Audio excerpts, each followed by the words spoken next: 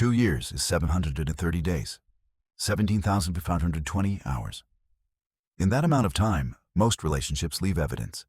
Dinner receipts, paparazzi photos, friends who talk, social media breadcrumbs. But between 2006 and 2009, a young woman named Bria Valente lived inside Paisley Park with Prince, and the outside world saw nothing. No leaked stories, no suspicious sightings, no whispers in the Minneapolis music scene. She recorded an entire album in his studio. She slept in his compound.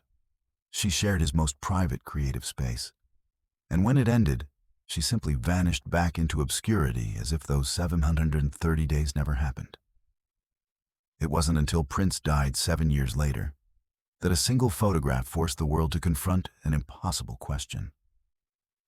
How do you hide a relationship when you're one of the most watched men on earth?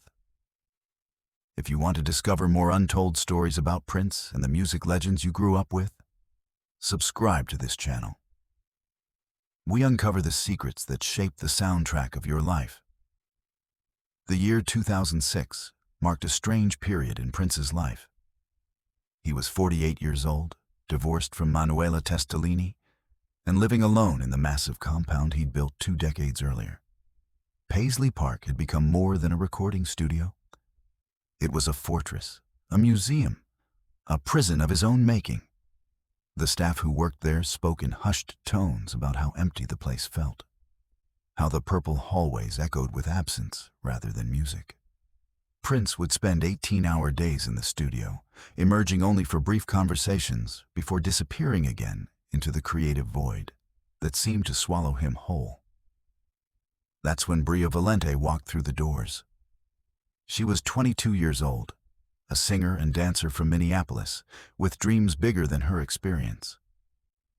Friends in the local music scene had told her about an audition at Paisley Park, though nobody seemed to know exactly what Prince was looking for.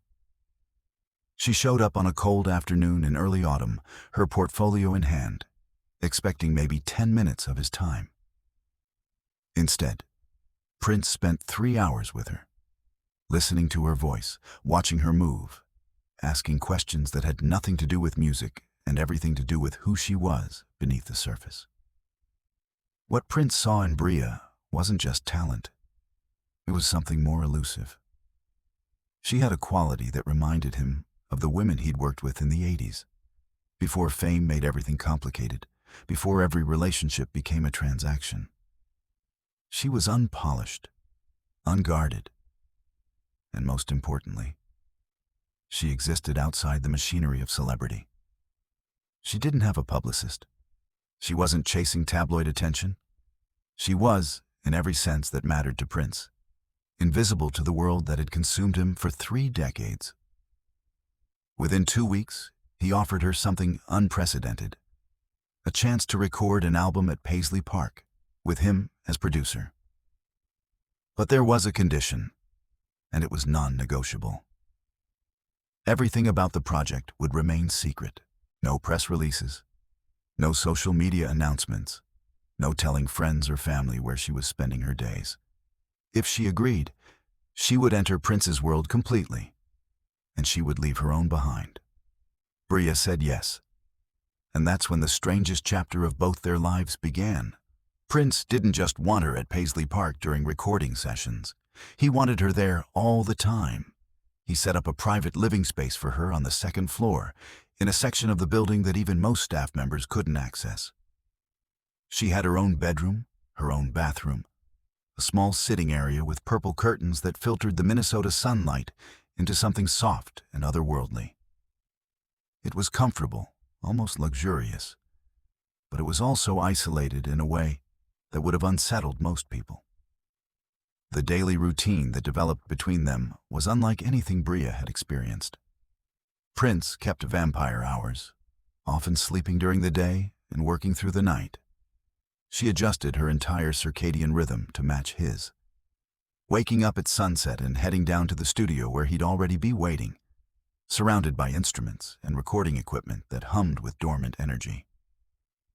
They would work for hours on the album he decided to call Elixer. a project that seemed to absorb his complete attention in a way nothing else had for years. But the recording sessions were only part of the story. In between takes, during the long stretches when Prince would tinker with arrangements or disappear into the control room, Bria would wander the halls of Paisley Park and discover just how strange her new life had become. The compound was enormous, with rooms that served purposes she couldn't quite understand.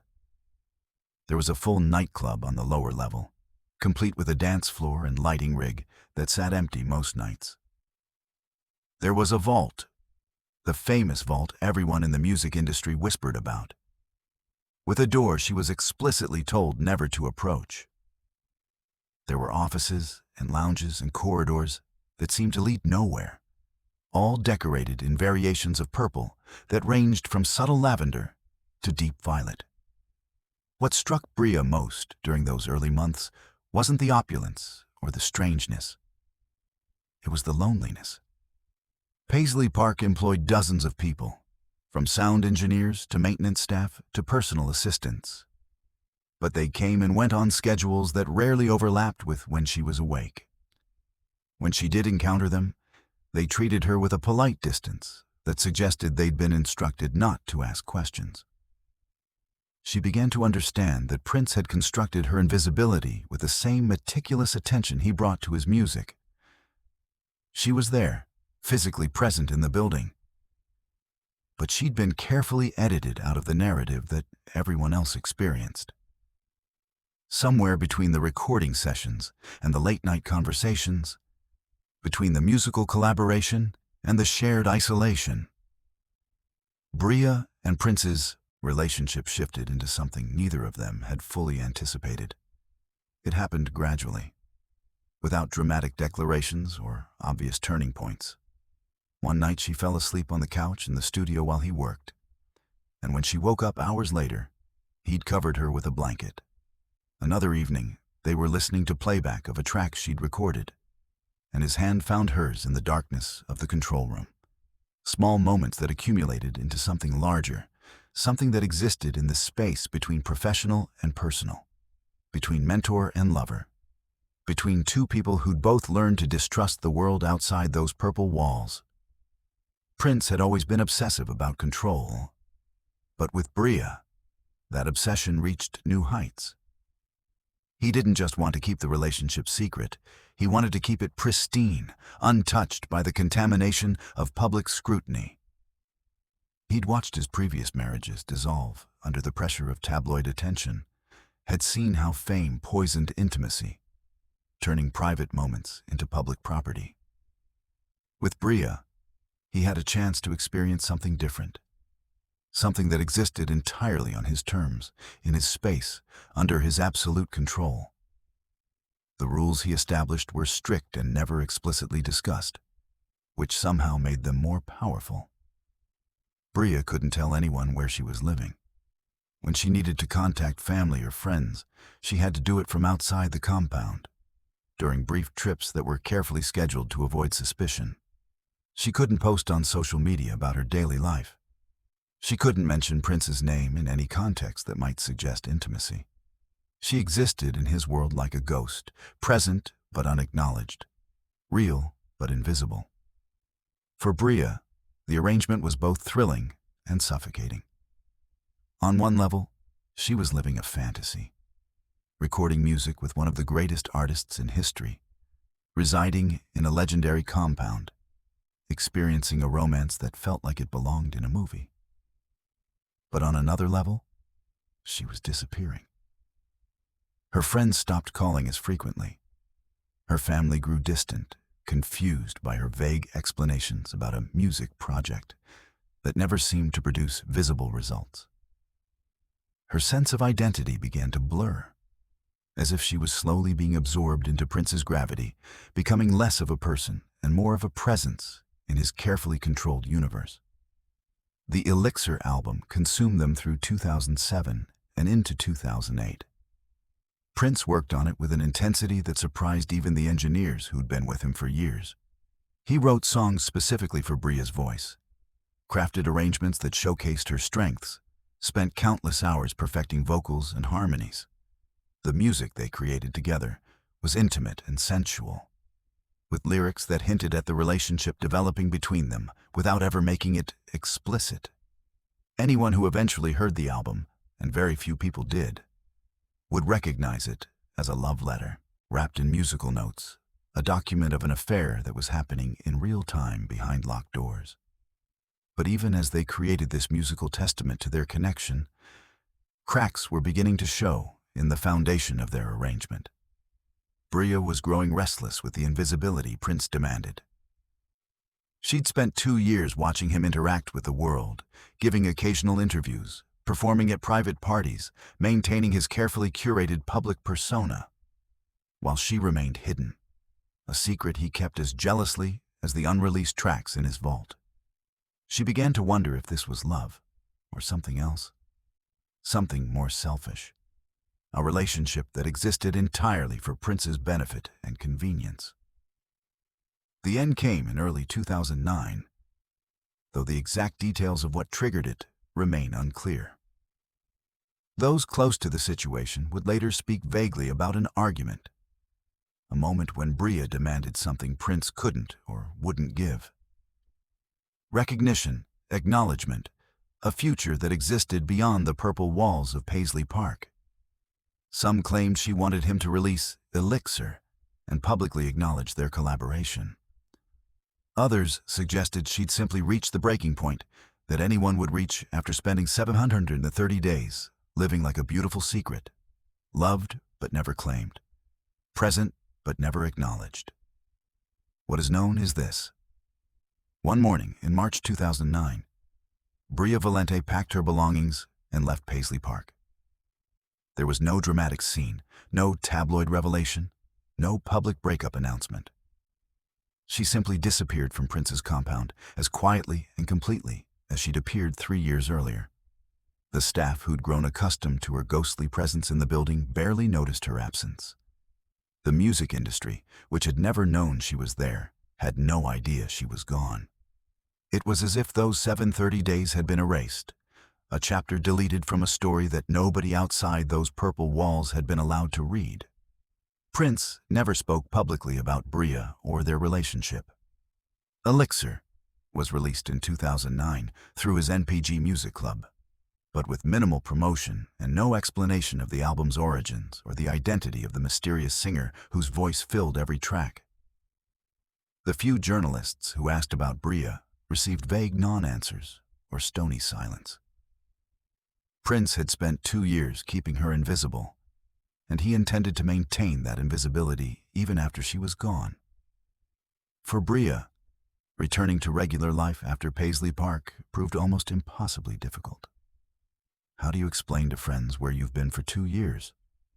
How do you describe a relationship that you can't acknowledge publicly? How do you move forward when you've been intimately involved with a legend but have no evidence, no photographs, no shared memories that anyone else witnessed? She retreated into obscurity, taking occasional small gigs in the Minneapolis music scene, rarely speaking about her time with Prince, living with a secret that grew heavier with each passing year. April 24th, 2016. The day Prince died, the world stopped. Social media exploded with grief and tributes. Celebrities shared memories and photographs. Fans posted videos of themselves crying while listening to Purple Rain. The entire planet seemed to be mourning together, processing the loss of an artist who defined multiple generations of popular music. The next day, April 22nd, Bria Valente opened Instagram and posted a single photograph. It showed her and Prince together, clearly taken inside Paisley Park, both smiling at the camera with an intimacy that was impossible to misread. The caption was brief. "The most beautiful 2 years of my life. Rest in power." Within hours, the post had thousands of comments, most of them asking the same questions. Who are you? When was this? How did we not know? The photograph forced a reckoning with everything people thought they knew about Prince's later life. Journalists scrambled to piece together the timeline, interviewing former Paisley Park staff who vaguely remembered a young woman who'd been around during the late 2000s. Music industry insiders pulled out old copies of Elixer and listened with new understanding, recognizing it now as the document of a hidden romance. Fans debated and speculated, trying to reconcile Prince's carefully controlled public image with this revelation of a relationship he'd kept completely secret for 7 years after it ended. What Bria's photograph revealed wasn't just the existence of a hidden relationship. It was the extraordinary lengths Prince had gone to protect his private life from public consumption. In an era of social media oversharing and constant celebrity surveillance, he'd managed to conduct a 2-year live-in romance without a single leak, without one suspicious photograph, without even a whisper in the gossip columns. It was perhaps the most impressive magic trick of his entire career. A disappearing act that worked so well that the woman didn't reappear until he was gone and could no longer maintain the illusion. In the years since Prince's death and Bria's revelation, music historians and psychologists have tried to make sense of what happened between 2006 and 2009 in Paisley Park. Some see it as romantic, a love story protected from the corrupting influence of fame and media scrutiny. Others view it as troubling, a powerful man using his wealth and influence to keep a young woman hidden, controlled, denied the normal experiences of a relationship. The truth, as with most human connections, probably exists somewhere in the complicated middle, in the space between love and control, between protection and possession. What's undeniable is the profound loneliness that characterized both sides of this hidden relationship. Prince, despite his fame and genius, spent the last decade of his life increasingly isolated, surrounded by employees and sycophants, but rarely by genuine peers or partners. His attempts to protect his private life by keeping it completely private ultimately left him alone in a compound that felt more like a mausoleum than a home. And Bria, who'd been given access to that private world, paid for it by becoming invisible, spending 730 days as a secret that couldn't be told, a relationship that couldn't be acknowledged, a love that existed only in the shadows. The Elixer album stands as the only public evidence of what happened between them, a collection of songs that document a romance in musical code. When you listen to it now, knowing the story behind it, you can hear both the passion and the sadness, the intimacy and the isolation. You can hear Prince creating music for someone he loved but couldn't claim. And you can hear Bria singing lyrics about a relationship she was living but couldn't discuss. It's beautiful and heartbreaking in equal measure, a sonic document of something that was real but had to remain hidden. Bria has given only a handful of interviews since Prince's death, and in them, she's been careful with her words, protective of memories that belong to her and to someone who can no longer defend his choices. She's described the experience as magical and difficult, as the best and worst thing that ever happened to her. She's talked about the music they made together with pride and the relationship they shared with a complexity that suggests she's still processing it, still trying to understand what it meant and what it cost.